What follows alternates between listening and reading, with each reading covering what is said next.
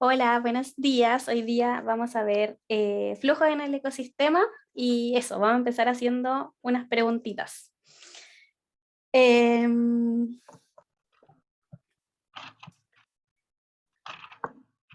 ¿Qué era la gametogénesis?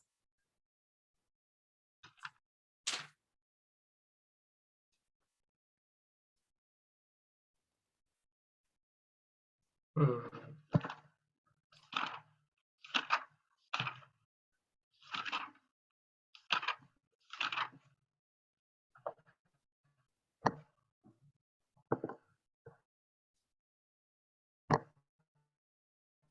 Era la división celular de las células de gametos, ¿cierto?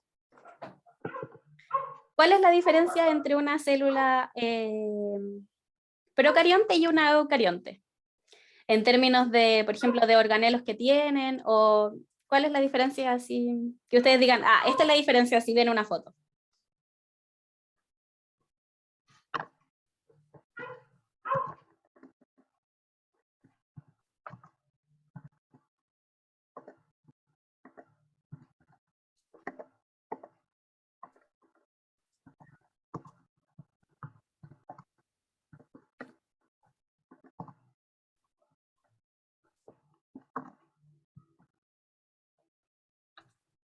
ujú.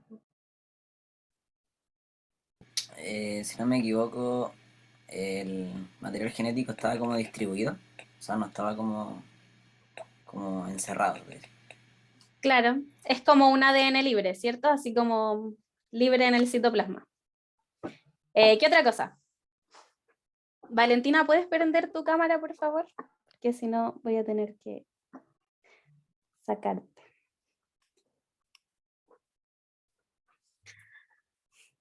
¿Qué otra cosa? ¿Tenían organelos? ¿Cómo eran los organelos? ¿O había compartimentalización? ¿Tenía un flagelo también o no? Sí, pero también hay células eucariontes que tienen flagelo.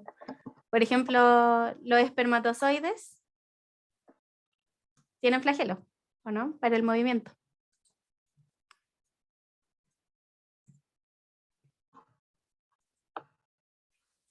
Em,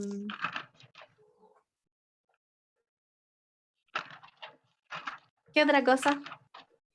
La pared celular de... A ver. Claro, la eucarionte tiene mucho más grado de compartimentalización que la procarionte. Está muy bien. ¿Qué más? Eso, la pared celular de las células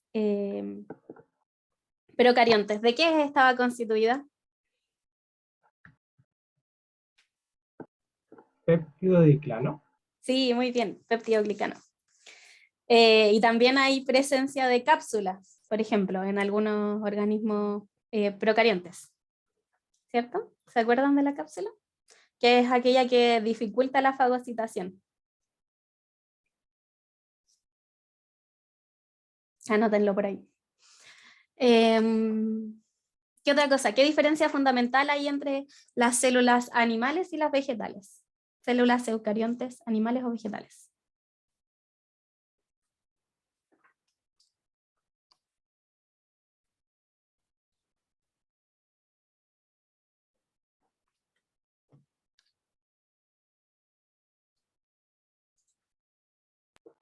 Estaba la vacuola y la vacuola central. Ujú. ¿Qué otra cosa? La pared, la pared celular en la vegetal. ¿Ya? ¿De qué está hecha la pared celular en las vegetales?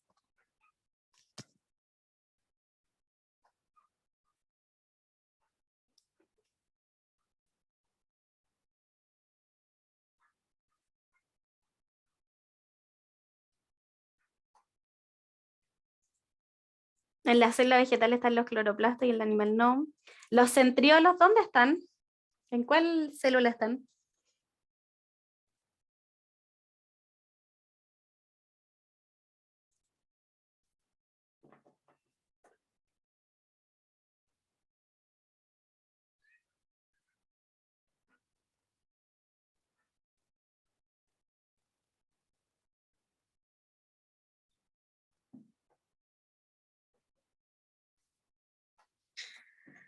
Exacto, los centriolos están en las células animales.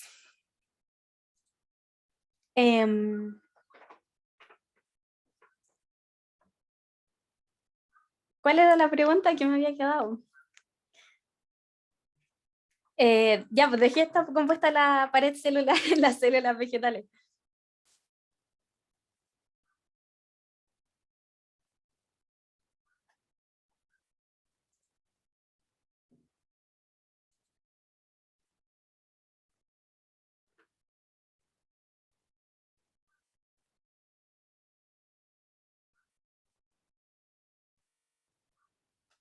¿Nadie sabe? Vamos, lo dijimos muchas veces con el profe Seba, con el profe Braulio. Sí, pues la celulosa. Ya. ¿Qué le pasó, profe Seba? ¿Está impactado? Que no los veo contestando y veo cámaras apagadas. Ya ¿Cierto? me hablan por WhatsApp cuando quieran prender la cámara y los dejo entrar de nuevo. A mí, Anaís me dijo que era por el internet. Ya. Sí.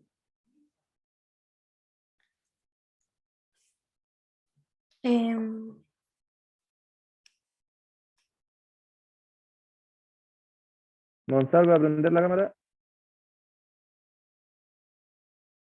Súper. Sí, profe, es que tuve que salir. Apenas llegue a mi casa la prendo.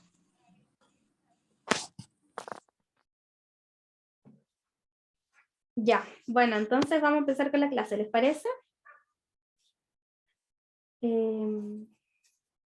Ya, primero vamos a terminar de ver unas cosas que nos habían faltado. Y después vamos a pasar, vamos a empezar con el contenido de hoy, ¿ya?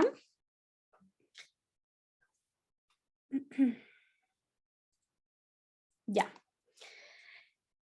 Los factores que van a afectar al crecimiento poblacional. ¿Qué era una población? antes que eso, ¿qué era una población?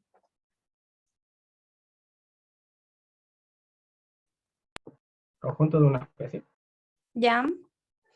¿Pero de una especie?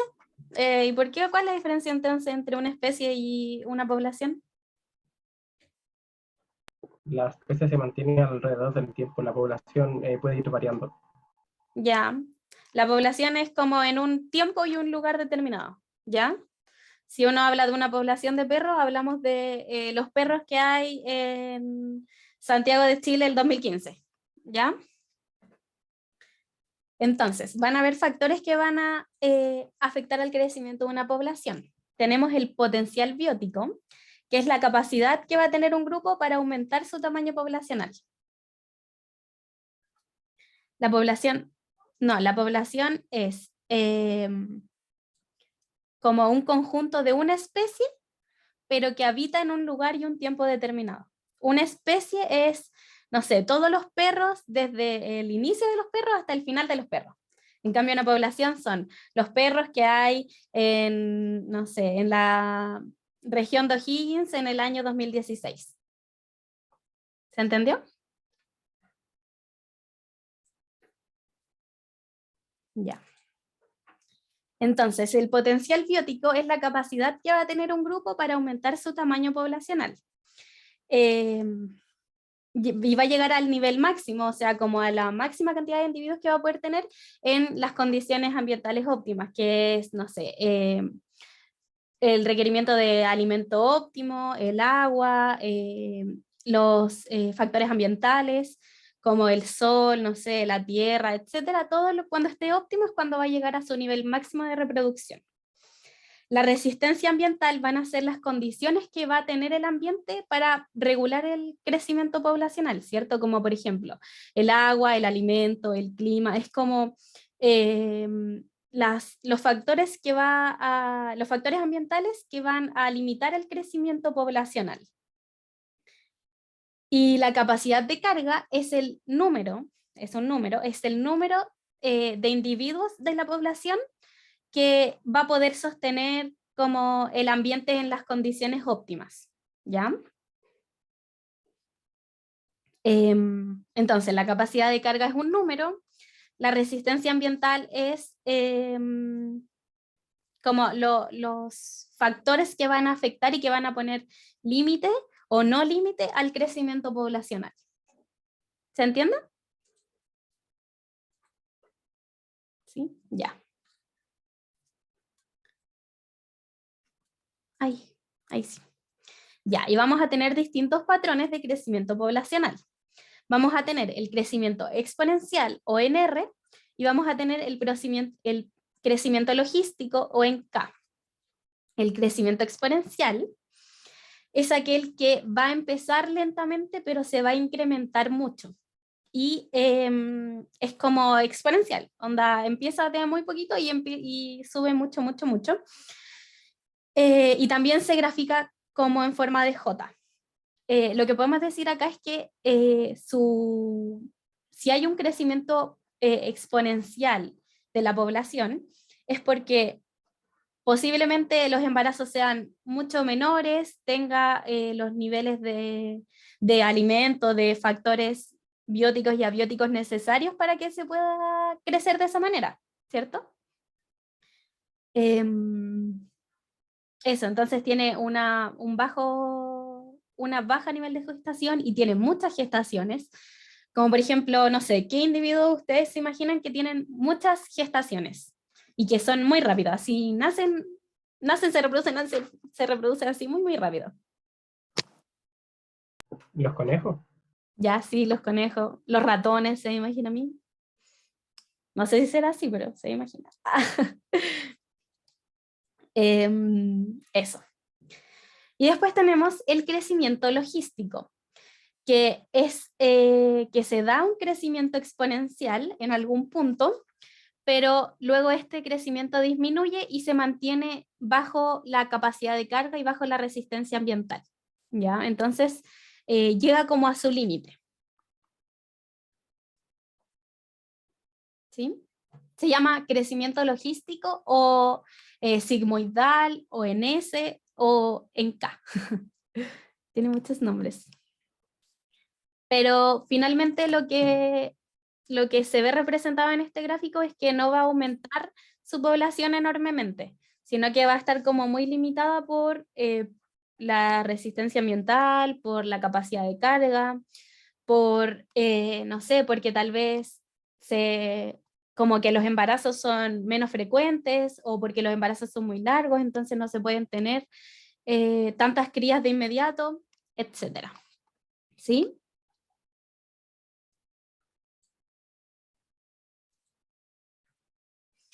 Y vamos a ver las curvas de supervivencia. Vamos a tener distintas curvas de supervivencia. Tenemos el tipo K, que es como lo que vimos anteriormente, que sería como el crecimiento logístico. Y lo que representa el tipo K es que van a haber como un nivel de supervivencia muy grande y después va a llegar a un punto de la vida de los individuos que van a empezar a morir mucho. Por ejemplo, nosotros tenemos ese tipo de supervivencia, ¿cierto? O sea, la cantidad de individuos que nacen, muchos de esos individuos que nacen, o que sí que nacen, no mueren, ¿cierto? Sino que muchos de ellos sobreviven durante el tiempo y muy pocos van muriendo muy jóvenes o medianamente jóvenes, sino que llegan a un punto de su vida, que está, por ejemplo, en el gráfico de al lado, a los tipo 80, 100 años, que empiezan a morir repentinamente, ¿cierto? No sé si se ve este gráfico de acá. Se ve cómo empiezan a morir repentinamente y tiene este tipo de curvas, ¿cierto? Como que se mantiene liso y de repente llega un punto que empieza a bajar. ¿Sí? Y es por eso, porque los embarazos son mucho más, como no son tan repentinos, no son desde un momento a otro. Hay también como un límite, ¿cierto? Y no hay tantas muertes durante la vida. Por lo tanto, se llega a un punto, que sería esta edad más o menos, donde empiezan a morir repentinamente. Que es por la edad, finalmente, que se muere. Después viene la supervivencia de tipo 2, que es esta. Sí. ¿Qué es esta? Está acá, donde está la ardillita. Y esta representa cómo los individuos que nacen, cómo los individuos que van naciendo también van muriendo. ¿Se entiende? Como que como una representación de cómo van muriendo y naciendo, ¿cierto? Entonces como que se mantiene en un límite, que serían estos de acá. Así se ve más o menos. Y es, por ejemplo, el tipo de supervivencia de las aves, de los roedores, etcétera, ¿ya? Porque al tener finalmente embarazos tan jóvenes, o sea, o muchos, también el nivel de cuidado parental es mucho menor, ¿cierto? Y después tenemos la supervivencia 3 o tipo R, que van a nacer una gran cantidad de individuos, pero van a morir muy jóvenes. Entonces va a llegar un punto que sería como este punto de acá, donde se va a estabilizar, como la vida. Pero es cuando hay una muy pocos individuos, ¿cierto? O sea, cuando hay una menor cantidad de individuos es cuando se va a poder recién estabilizar y por lo tanto van a morir muchos en el camino. Y esto también se da porque los embarazos son muy apresurados, por lo tanto el cuidado parental es mucho menor y al haber menor cuidado parental se van a morir más en el camino, ¿cierto? Y aquí se ve más o menos cómo podría ser. Así. ¿Ven que ahí como que llega un límite y ahí como que se mantiene ese límite de supervivencia y después vuelve a bajar? ¿Sí?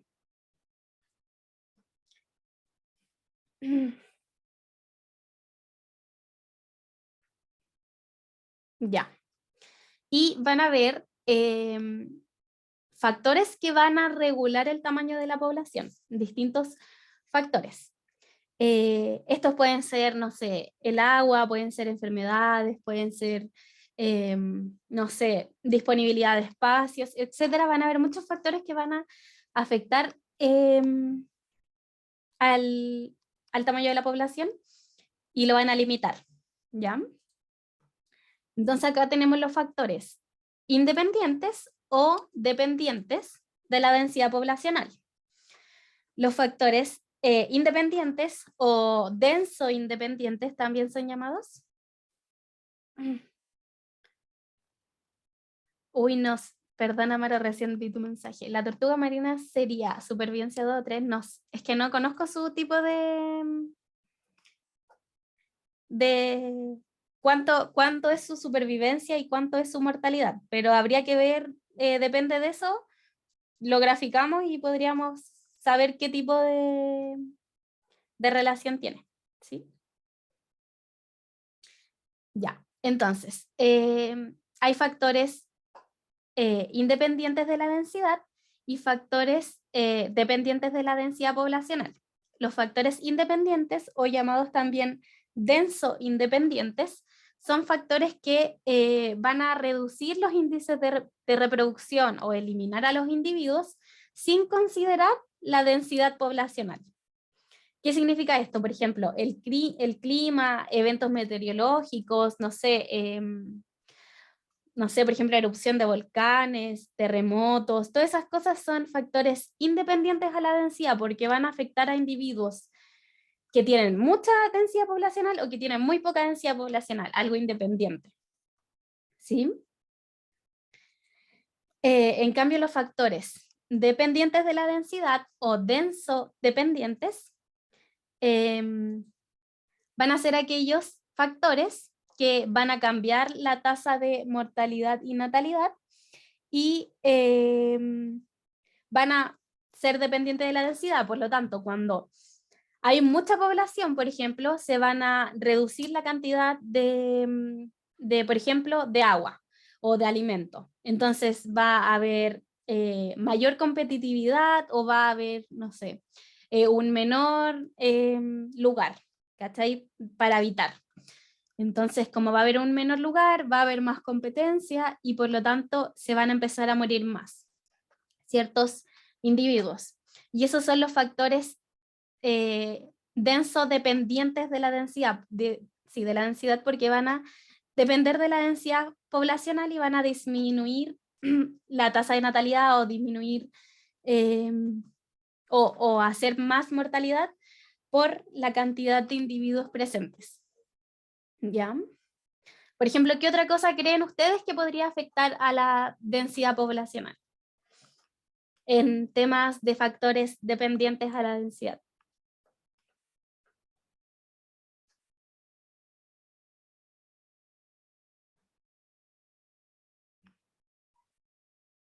¿Qué nos afectaría a nosotros, por ejemplo?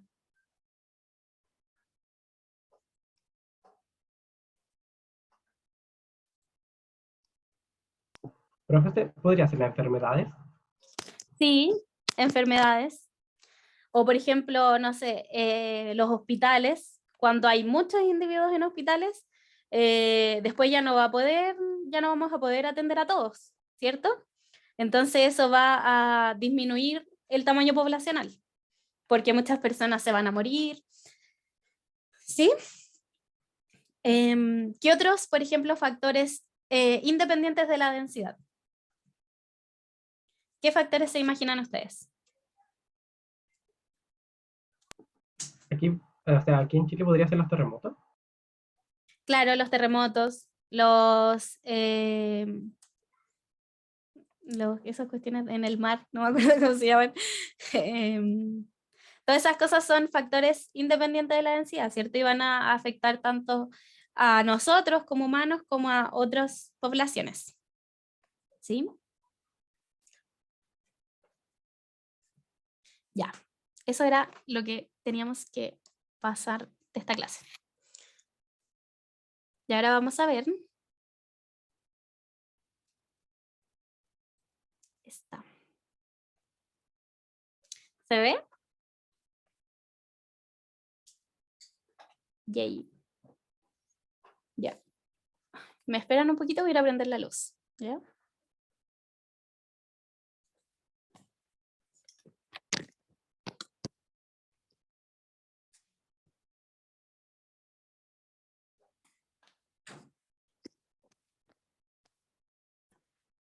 Ya, ahora sí.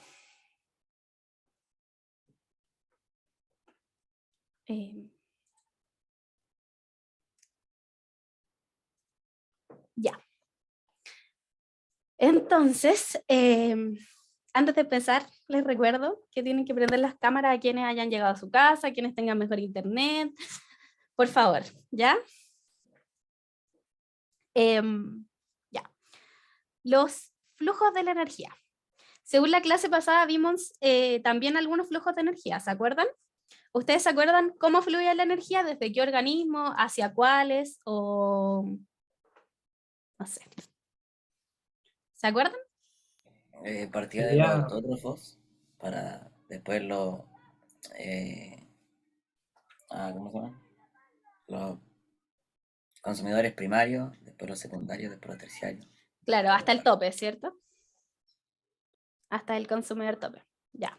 ¿Y quiénes eran los que, porque partían los productores, ¿cierto? Pero ¿quiénes eran los que como que transformaban esa energía? ¿Los productores, los los, consumidores? ¿Mm? los descomponedores. Claro, los descomponedores como que les dejaban libre el espacio, como que dejaban las cosas para que los productores pudieran empezar, ¿cierto? ¿Y quiénes eran los que tenían mayor energía? Los productores. Los productores. Ya. Entonces ahora vamos a ver las pirámides tróficas. Vamos a empezar con la pirámide de energía y tiene mucha relación con lo que estábamos viendo, ¿cierto? ¿Cómo se va a ver la transferencia de energía desde los productores hasta los consumidores primarios, secundarios, terciarios, hasta el tope, ¿cierto? ¿Cuál era el consumidor tope? ¿Se acuerdan?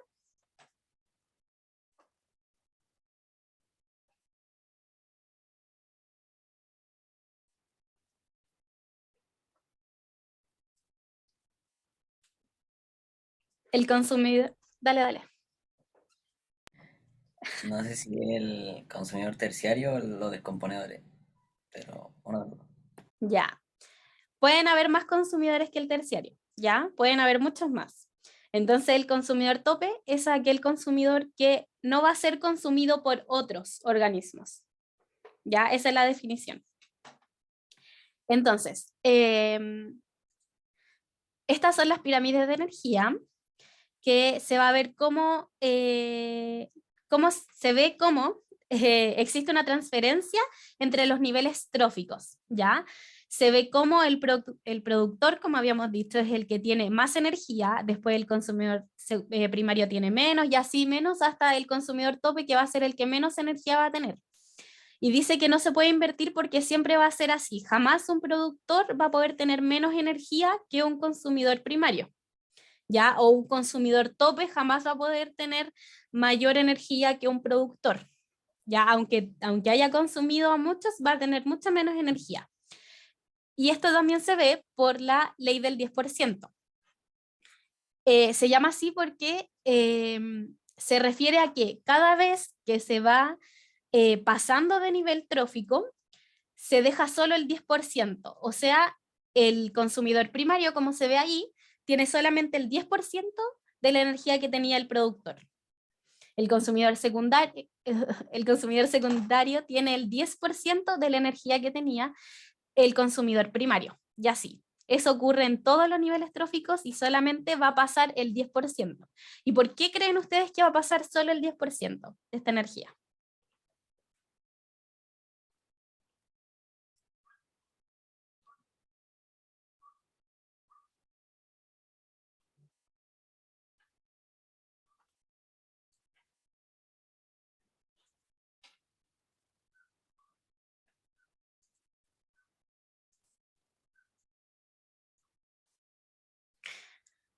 Va a pasar el 10% porque los individuos, esta es la transferencia neta de energía, entonces los individuos van a utilizar cierta energía durante todo su proceso. Por ejemplo, los productores van a hacer muchos procesos y por lo tanto van a gastar mucha energía y solamente lo que le van a dejar es el 10%. ¿Se entiende? ¿Sí? Ya.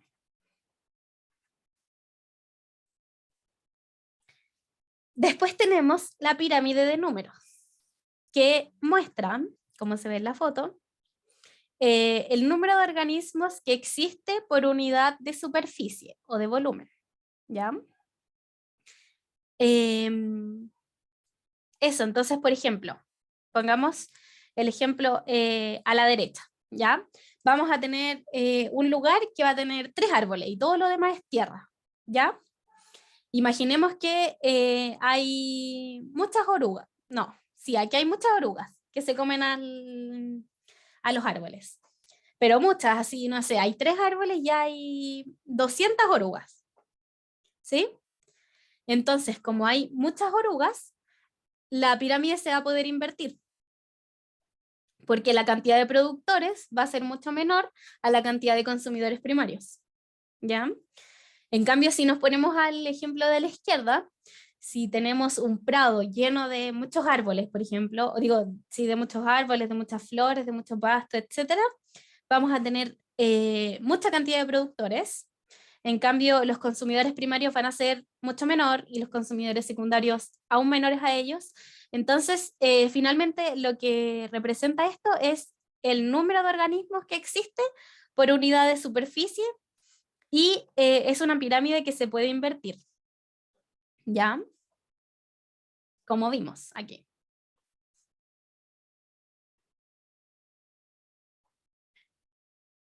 La anterior, recuerden que no se puede invertir. La pirámide de energía jamás, jamás. Que les quede así muy, muy grabado, no se puede invertir, ¿ya? Y después tenemos la pirámide de biomasa, que dice, estas pirámides muestran la cantidad de biomasa presente en cada nivel trófico, o sea, en los productores, consumidores primarios, secundarios, etc., y considera solo el peso seco de estos individuos. Por lo tanto, no sé, imaginen que estamos hablando de, no sé, de una ballena, ¿ya? no se considera el peso de la ballena en sí, sino es el peso seco, ¿ya?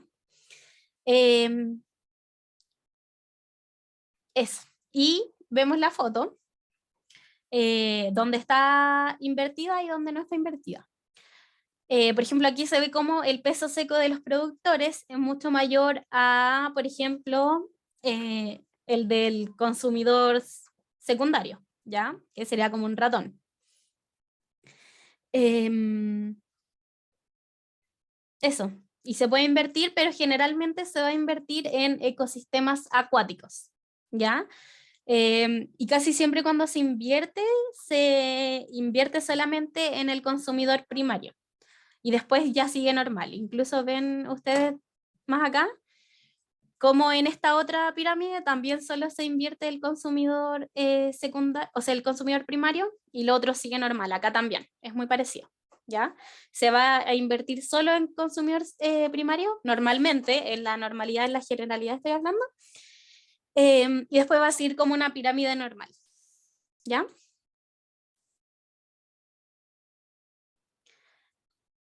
El peso seco es como el peso total cuando están como muertos, pero sin agua, ¿ya? A eso se refiere. Como que le sacan toda el agua que va a tener y es el peso seco, sin agua y cuando ya claramente está muerto. ¿Sí?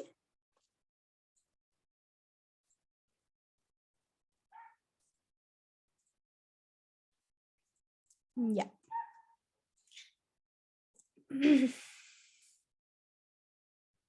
Ya. La productividad es la cantidad de energía lumínica, o de energía, sí, de energía lumínica, que se va a transformar en energía química, para luego poder ser pasada a diferentes procesos que va a tener el productor, que va a permitir que esta energía química se transforme en otras moléculas orgánicas que va a guardar, ¿sí?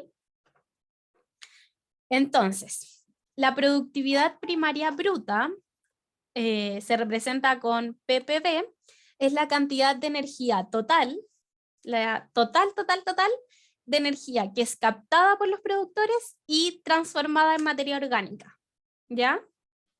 Es el total.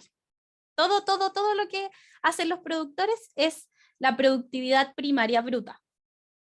En cambio, la productividad primaria neta es la energía que va a ser almacenada, ¿ya? Por lo tanto, es la productividad primaria bruta, que es todo lo que se creó, menos los distintos procesos que va a tener la planta, ¿ya? Como por ejemplo, la respiración celular. Entonces, es lo que se creó menos las cosas en lo que lo ocupó, ¿ya? Y por lo tanto, la productividad primaria neta va a poder ser aprovechado por los siguientes niveles tróficos, ¿sí?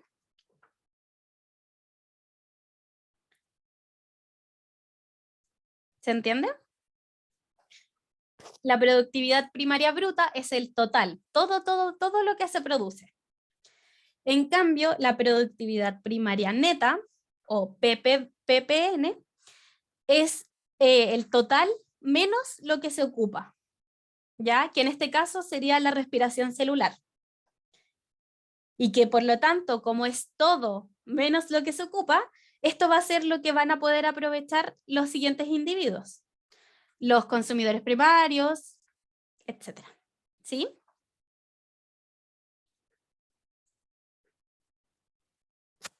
Ya. Ya. Los individuos tienen distintos tipos de nutrición, ¿cierto? Hay distintas formas en las que se alimentan. Lo vimos la semana pasada. ¿Qué individuos eran? Tenían un nombre específico. Las distintas formas en las que pueden obtener su energía.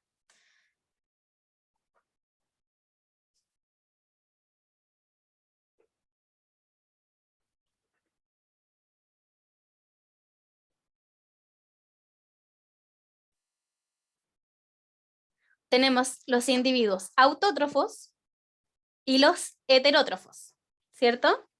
¿Cuáles eran los autótrofos? ¿Se acuerdan? Sí, Martín, cuéntame, ¿cuáles eran? Los autótrofos son los que crean su propia comida y los heterótrofos son los que necesitan a otro individuo para poder alimentarse. Ya, Básicamente eso. súper. Súper. Entonces, como dijo Martín, los organismos autótrofos son aquellos que van a hacer su propio alimento a través de la fijación del CO2, y eso es hacer, hacer moléculas orgánicas. Eso es producir su propio alimento. ¿Ya? La energía necesaria para este proceso puede provenir de la luz, siendo una nutrición fotoautótrofa, o de reacciones de compuestos inorgánicos, que sería una nutrición quimioautótrofa. ¿Ya? Y hay plantas, algas, bacterias que son fotoautótrofos, y las bacterias son, o sea, ya hay otros tipos de bacterias que son quimioautótrofas. ¿Ya? Eso es para que lo sepan nomás. ¿Ya?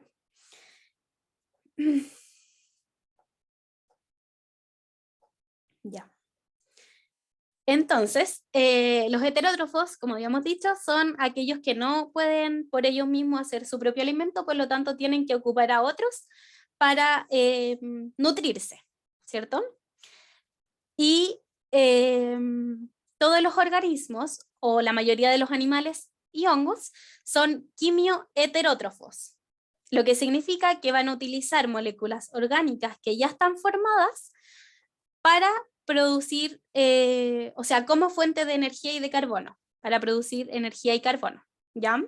Y esto en específico es la respiración celular, ¿ya? Es como van a crear energía, carbono y otras cosas a partir de materias preformadas, ¿ya? Que igual lo vamos a ver ahora como en mayor detalle, pero es para que tengan una idea. Entonces vamos a ver la fotosíntesis.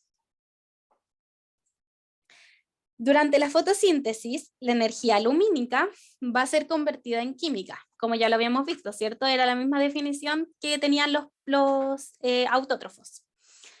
Y esta va a ser almacenada en moléculas orgánicas. Eso, en moléculas orgánicas.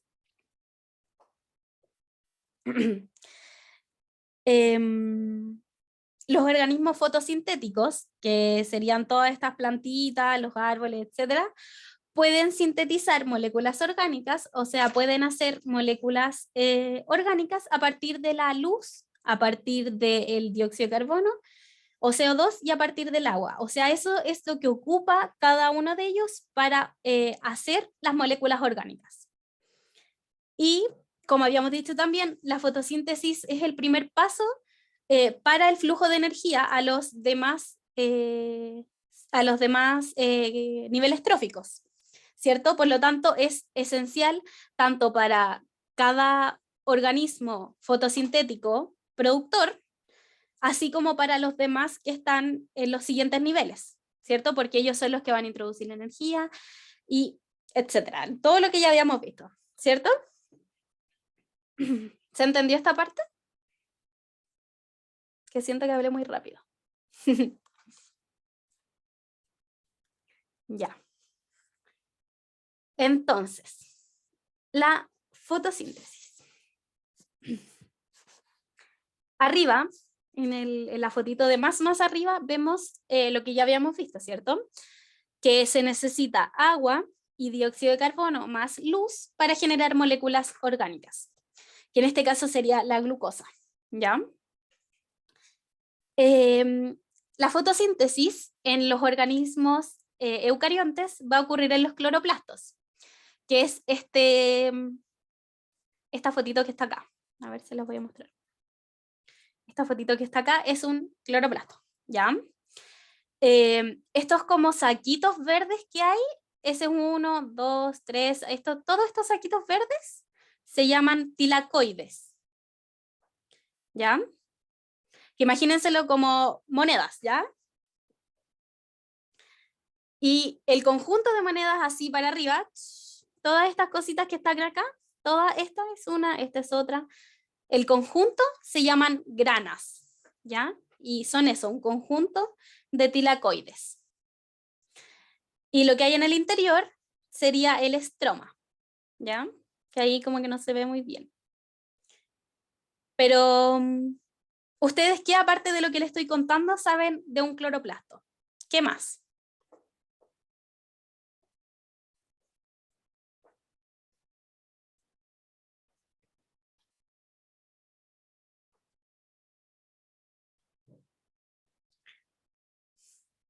¿Tiene membrana? Sí. ¿Tiene una membrana? Sí, que creo que es de celulosa. No lo sé, la verdad. Habría que consultarlo. Profe Seba, ¿tú sabes si la membrana de los cloroplastos es de celulosa?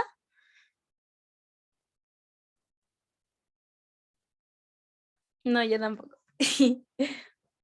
Pero no tiene solo una membrana, tiene una doble membrana, ¿ya? Por lo tanto, tiene una membrana externa y una membrana interna. También tiene un ADN propio y ciertas enzimas propias, ¿ya? ¿Qué otro organelo es muy parecido al cloroplasto? Que también tiene doble membrana, también tiene ADN y proteínas propias, etc. La mitocondria, ¿no? Sí, la mitocondria.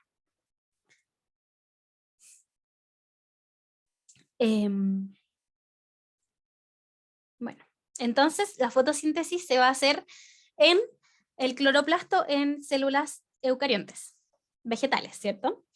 Pero en las células procariontes se va a hacer en las laminillas, ¿ya? Que son como unas cositas que están así como en láminas y que están cercanas a la membrana plasmática interna, ¿ya? ¿Ves? Mira, ahí está Martín, en la foto de abajo, cómo se ve que ambas células, tanto vegetales como animales, van a tener flagelo. Digo, como procariontes como eucariontes van a tener flagelo, ¿sí? ¿Quién me puede decir cuál es la célula eucarionte y cuál es la procarionte y por qué?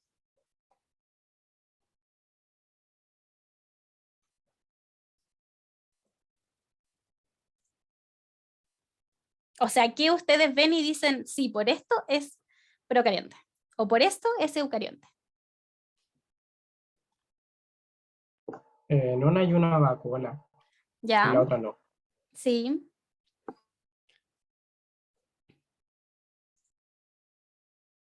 Que la eucarionte tiene núcleo y la procarionte no tiene. Claro, tiene el ADN libre, ¿cierto?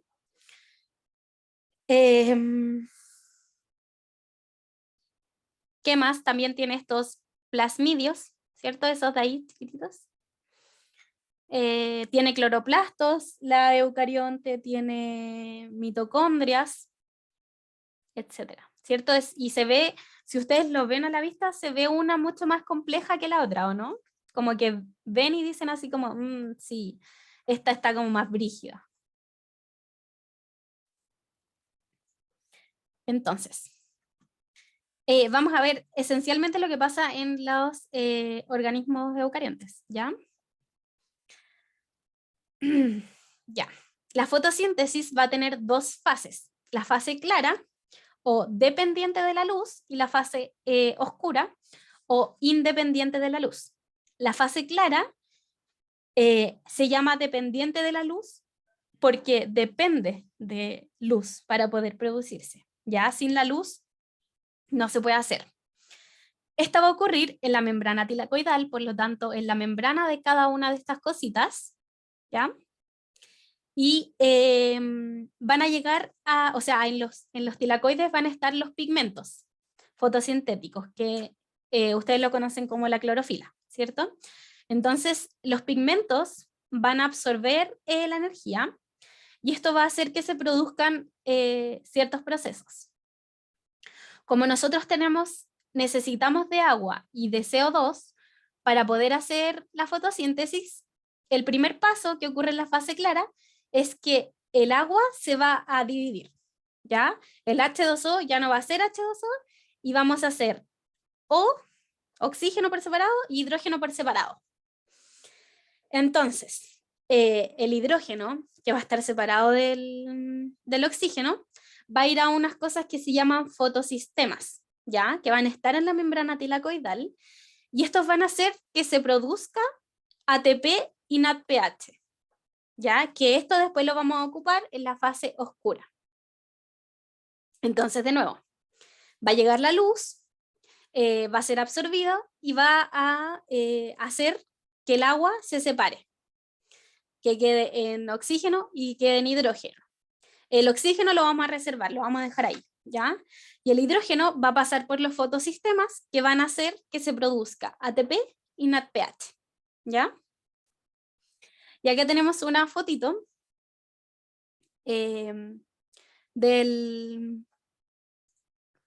como de la membrana tilacoidal. Este es el espacio tilacoidal, o sea, el espacio de dentro. Y esto de acá va a ser la parte del estroma, ¿ya? Que es como el líquido que va a haber afuera. Entonces acá se van a ver cómo va a transformar, no sé si ven el cursor, cómo se va a separar el H2O en oxígeno e hidrógeno. Y esto va a hacer que como que viajen los electrones y que se produzca aquí NADPH, y después en la ATP sintasa, que es una bomba, se va a hacer ATP. ¿Ya? Entonces, finalmente se ve cómo se hace el NADPH y el ATP.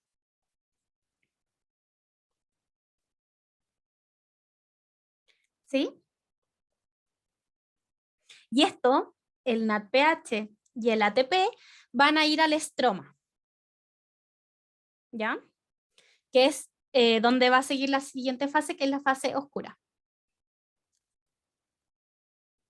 ¿Se entendió?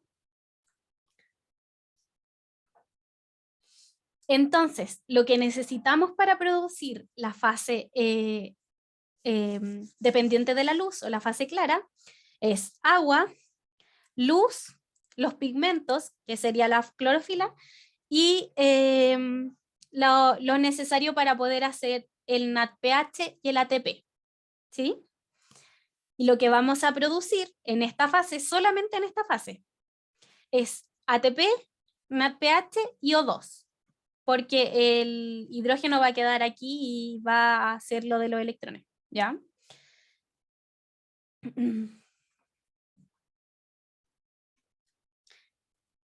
Entonces, como vamos a pasar las cosas al estroma, la siguiente fase empieza en el estroma, ya que es la fase oscura o independiente de la luz. Por lo tanto, esta fase puede ocurrir con luz o sin luz, ¿ya? Pero la otra sí o sí necesita luz para que se produzca.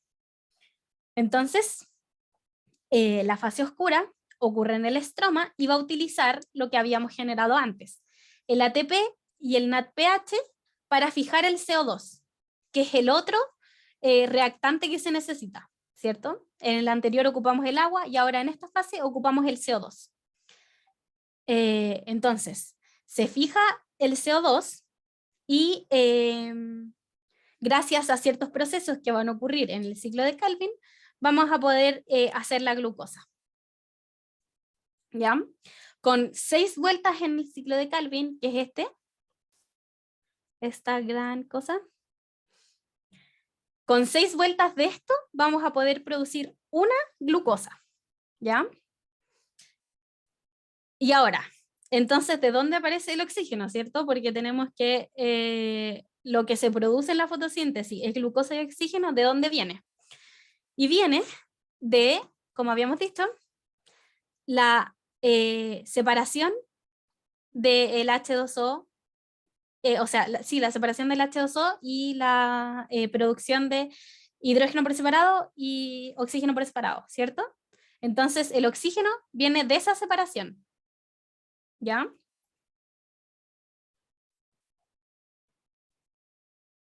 ¿Se entiende? Pregunten nomás si tienen dudas. Por favor. Entonces, lo que se ocupa en esta fase, que es la fase oscura, es el ATP y el NADPH que fue creado en la fase anterior, y el CO2, ¿cierto? Que es el que se fija con estas dos cosas, entra el ciclo de Calvin, se hace este proceso y genera glucosa. Con 6 veces genera glucosa. Y los productos en sí de esta fase, solo de esta fase, es la glucosa, ¿ya? Porque el oxígeno se creó en la fase anterior, ¿cierto? En esta fase se había creado el oxígeno, ¿ven? Ahí está, los productos, oxígeno. Oxígeno. ¿Ya? ¿Tienen alguna duda antes de seguir? Amaro, tienes cara de pregunta, así como de... ¿No? Ya, cualquier duda me dicen nomás, ¿sí? Intenté explicarlo lo más sencillo posible. Pero igual va a estar el PPT y con todas las cosas, ¿ya? Entonces, ahora viene la respiración celular. Ay, se me cambió. La respiración celular permite obtener energía gracias a la degradación, a romper moléculas orgánicas. Y va a generar CO2 y agua, ¿cierto? Como habíamos visto en hace un ratito. Entonces, la glucosa va a pasar por un proceso de oxidación, porque lo que nosotros necesitamos para producir la respiración celular es glucosa y oxígeno, ¿ya? Eso es lo que necesitamos, que sorprendentemente es lo mismo que generamos en la fotosíntesis, ¿cierto? Abajito está el esquema. Lo mismo que uno necesita en la fotosíntesis, o sea, lo mismo que uno genera en la fotosíntesis, es lo que después uno necesita para la respiración celular. Entonces, la glucosa va a pasar por un proceso de oxidación que va a facilitar la obtención de energía química para que luego pueda ser almacenada en forma de ATP. O sea, en este proceso se va a liberar energía, que sería ATP, y se van a crear moléculas de agua y moléculas de dióxido de carbono como producto final.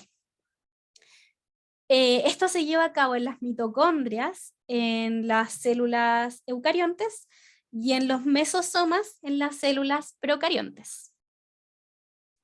¿Ya? Y ahí abajito está la mitocondria para que la vean. ¿Sí? Ahí están las crestas, como habíamos dicho, también es un organelo con doble membrana, entonces tiene una membrana interna y una membrana externa, etc. ¿Sí? Entonces vamos a ver la respiración celular. Como habíamos dicho, se necesita la glucosa y el oxígeno para hacerse esto, ¿cierto? Va a ocurrir la glucólisis fuera de esto, de la mitocondria, y se va a crear NAD, o sea, el NADPH se va como a romper, ya no va a haber NADPH, y se va a hacer el NAD, ¿ya? Que eso es en la glucólisis, ¿ya? Y ahí se va a producir también ATP. Esto va a generar piruvato y después muchas otras cosas, pero finalmente lo que va a hacer es que la acetilcoenzima es la enzima que va a entrar al ciclo de Krebs, y esta va a producir las moléculas de ATP, ¿ya? Y no solo va a producir las moléculas de ATP en este ciclo, sino también el agua y el dióxido de carbono, ¿ya? Entonces, finalmente, como producto final, lo que usted no nos interesa saber qué moléculas se hacen en cada paso ni nada así, ¿ya? Solamente tienen que saber que en el ciclo de Krebs se va a crear hidrógeno, o sea, agua y CO2, se va a hacer ATP, que en total son 38 moléculas de ATP, pero que se van a gastar 12 en este proceso. Entonces, lo neto finalmente serían 36. ¿Ya? Eso es lo que se tiene que saber. ¿Sí? Entonces, se forma ATP, se forman 38 ATP, esto ocurre en el ciclo de Krebs, se necesita glucosa y oxígeno para que se produzca, y los productos finales es agua, dióxido de carbono y ATP. ¿Sí? Y esto ocurre en la mitocondria.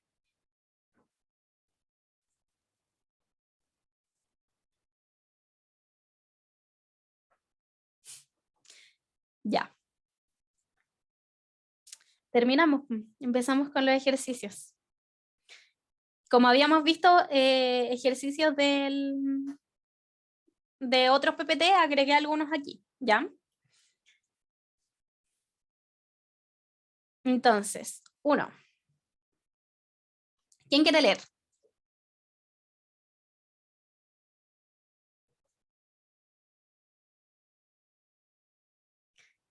Fran, ¿me quieres ayudar a leer?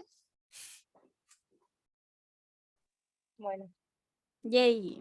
una, una especie con estrategia R presenta 1. Ciclo de vida largo, así es. 2. Reproducciones a edades tempranas. 3. Gran cuidado parental.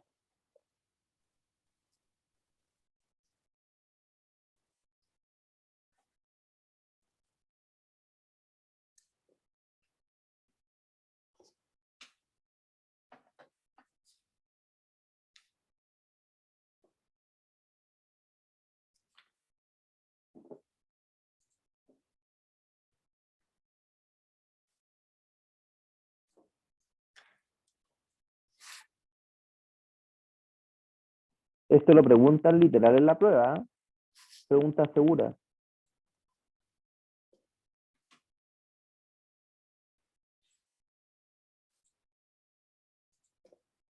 Ya. Por ahí había una respuesta, así que vamos a ver. Dice que la respuesta es la B. La estrategia tipo R es la que también se conoce como exponencial. Ya es aquella que va así. Así. Chum, ya así. Chum, empieza como despacito y sube, sube, sube, sube, sube. Por lo tanto, como tiene este tipo de vida, no va a tener un largo ciclo un ciclo de vida largo, ¿cierto? No va a vivir grandes años, porque se va a morir muy joven, ¿cierto? Porque tiene que, por ejemplo, nacer y no sé, a los 3 días, eh, como generar una gestación, ¿ya? Y después a la semana tener 8 crías, ¿me entienden? Entonces, es un ciclo de vida muy corto porque tiene una poca esperanza de vida y también tiene un poco cuidado parental, porque al tener tantas crías, se hace muy corto, ¿cierto? Y se hace una maduración antes. Ya es, por ejemplo, todo lo contrario, no sé, ustedes se imaginan a los elefantes que pasan no sé cuántos meses embarazados, es todo lo contrario. ¿Ya? Entonces, por eso es la respuesta B, porque se reproduce a edades muy tempranas, o sea, comienza con la reproducción muy apresuradamente y también tiene muchas gestaciones y muchos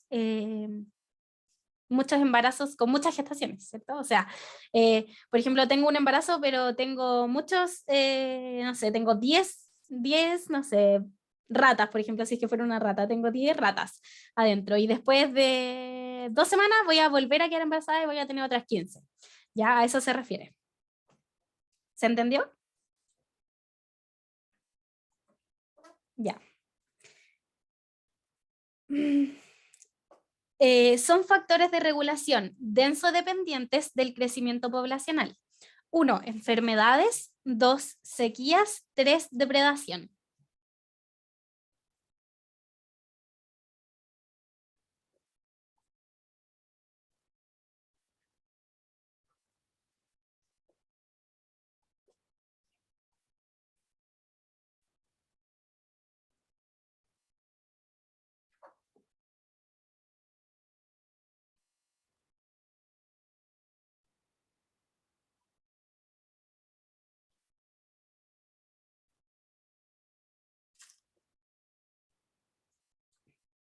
Vamos, vamos.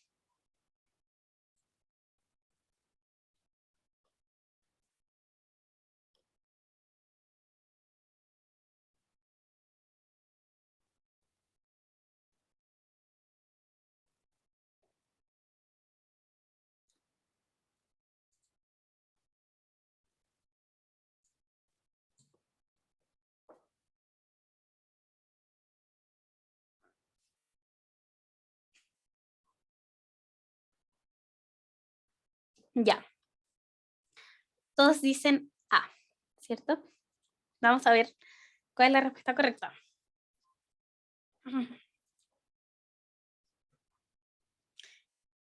D.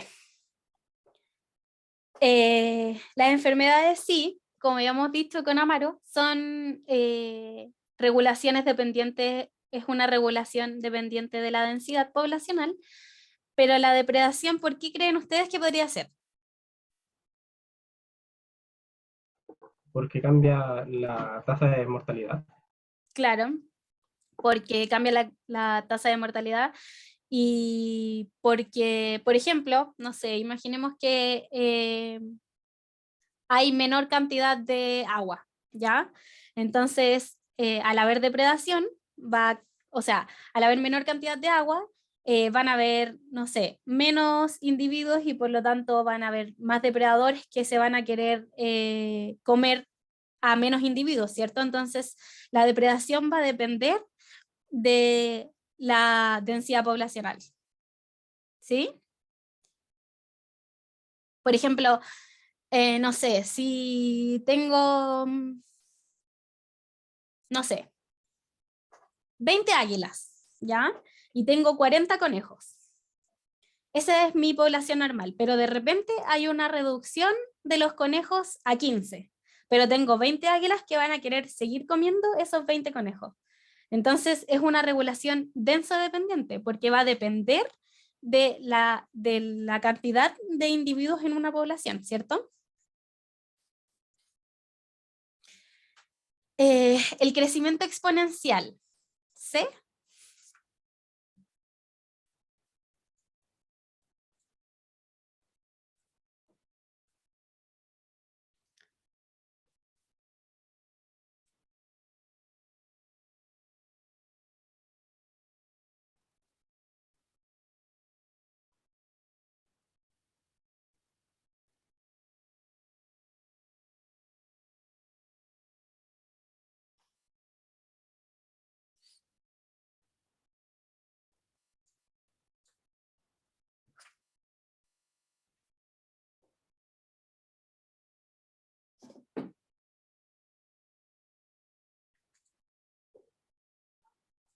Ya, esta pregunta igual es media trampa.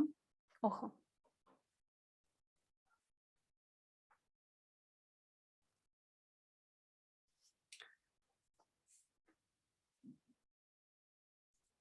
Ya, voy a dar la respuesta. La respuesta es la B.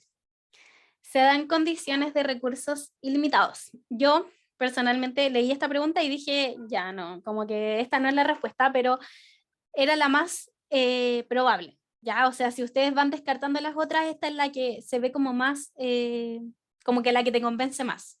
Ya, es como la menos incorrecta. A, ¿se representa como una curva en forma de S? No, porque la S es la que es limitada, ¿cierto? Entonces esa no es. C, ¿se presenta en las poblaciones sometidas a una resistencia ambiental? No, porque esa es la C también, ¿sí? D, ¿se reconoce por una oscilación del tamaño poblacional en torno acá? No, porque la de oscilación en tamaño poblacional en torno acá es la misma que la S, ¿ya? O la sigmoidal. La que estamos hablando acá de la exponencial es la de tipo R, ¿sí? Y E, ¿se observa en condiciones de escasez de recursos? Tampoco podría ser porque si hay mucha escasez de recursos no van a poder ni siquiera crecer, ¿se entiende? Porque van a morir cuando se estén empezando a formar los nuevos individuos. Entonces, no se puede hacer esa. Por eso digo que la más convincente, la más correcta sería la B, que se da en condiciones de recursos ilimitados, pero no necesariamente un crecimiento exponencial se tiene que dar sí o sí en condiciones de recursos ilimitados, ¿ya? Para que lo sepan. Ya, ahora lo de este PPT. ¿Cuál de las siguientes opciones corresponden a productos de la fase dependiente de la luz y a su vez reactantes de la fase independiente de la luz, de la fotosíntesis?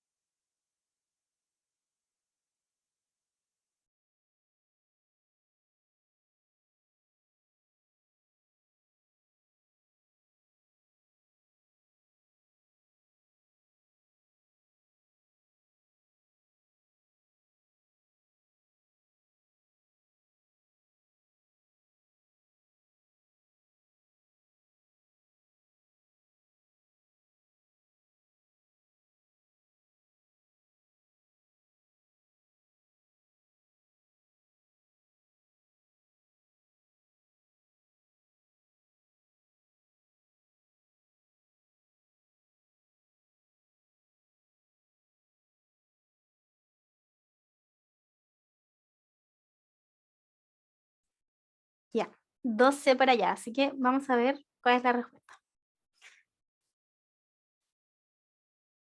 Muy bien. En la fase dependiente de la luz se va a hacer NADPH, ATP y ¿qué otra cosa se hacía? El oxígeno, ¿cierto? También se hace oxígeno en esta fase, pero no va a ser un reactante de la fase independiente, por eso no está acá. Igual que otro reactante de la fase independiente es el CO2, ¿cierto?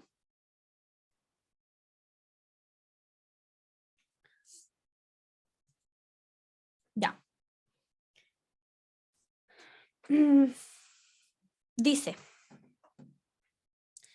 si solo el 1% de la energía radiante incidente en sistemas terrestres se utiliza en la fotosíntesis, entonces, ¿cuántas calorías por metro cuadrado se convierten en material vegetal si en promedio inciden 2000 calorías, no sé qué, bla, bla, bla, de energía lumínica en la superficie de un terreno cubierto con plantas?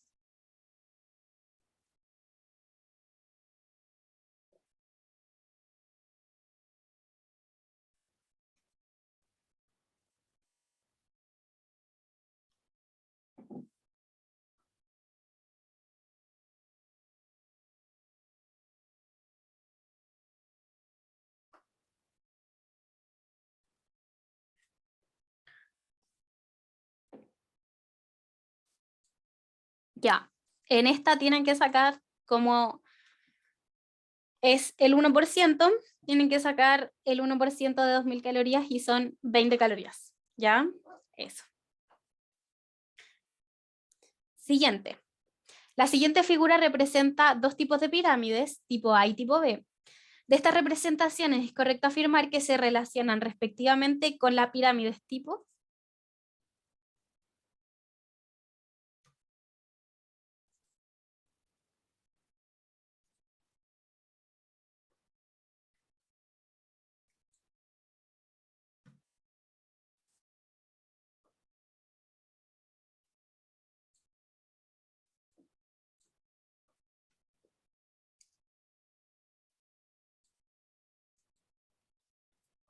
D, muy bien. ¿Por qué? Porque la energía siempre va a ser este tipo de pirámides, la pirámide tipo A, y la bioacumulación va a ir creciendo mientras más vaya avanzando el nivel trófico, ¿cierto? Y esta es la última, creo.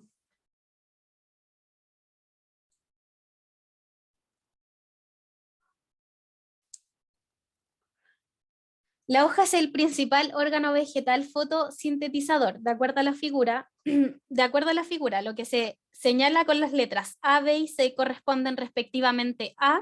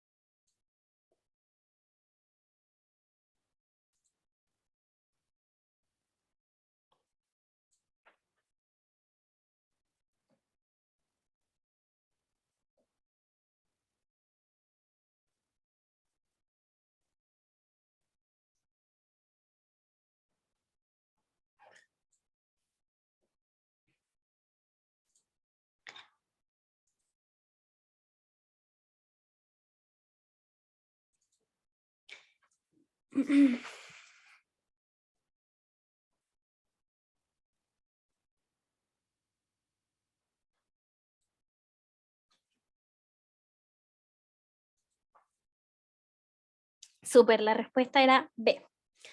¿Por qué? Porque el A representa el H2O, que es el agua, el C representa el CO2, y ambos son los que ingresan a la fotosíntesis. La flechita se ve como ambas ingresan a la fotosíntesis, y la B es como sale, por lo tanto es como el producto, ¿cierto? Y en este caso sería el oxígeno, ¿ya? Eso.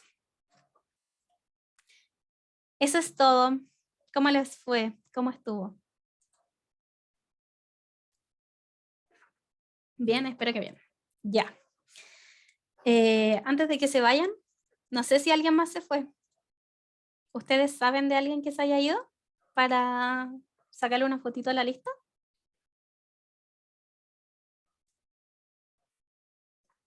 Los que estaban, profe, apagaron la cámara recién.